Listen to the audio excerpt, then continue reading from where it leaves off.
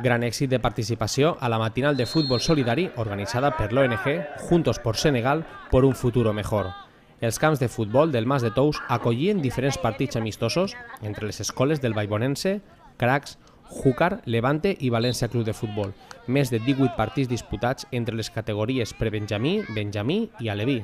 Entrada gratuïta, però per només 2 euros es podia comprar rifa per entrar al sorteig de diferents valors signats pels futbolistes del Levante i del València, entre altres aportacions desinteressades d'associacions i comerços.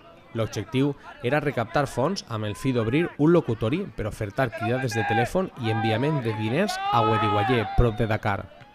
Els membres de l'ONG estaven molt contents per la resposta de la gent a aquesta iniciativa.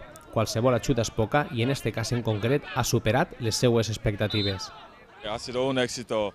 Han venido mucha gente y la gente ha colaborado bastante y pues estamos muy contentos de todo lo que ha hecho la gente, han colaborado bastante y han venido numerosos y pues aquí estamos pasándolo bien.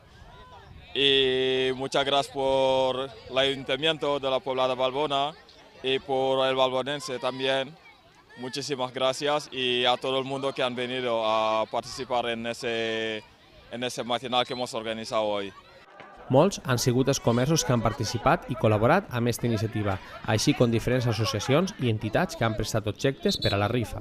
Nosaltres tenim que agrair que la gent participa, col·labora i en aquest cas tenim el Banc d'Aliments, l'Ajuntament de la Pobla, el Vaivonense i la veritat és que sí, la participació i la col·laboració ha sigut gran. L'ONG també tenia instal·lat al Mas de Tous una tenda amb diferents productes originaris de Senegal. Estaven a la venda roba feta per dones senegaleses a un taller que tenen llogat a Guediguallé. Este local és fruit d'altres iniciatives i dona treball a més de 30 dones que tinten i confeccionen diferents peces de roba. També fan objectes de decoració, collars i polseres. Primer va ser el taller i un bar i ara es vol obrir un locutori per donar treball a gent. Els objectius de la ONG es van complint amb l'ajuda de la gent de la Pobla. Amb la nostra xicoteta col·laboració es pot donar a altres països una ajuda molt gran.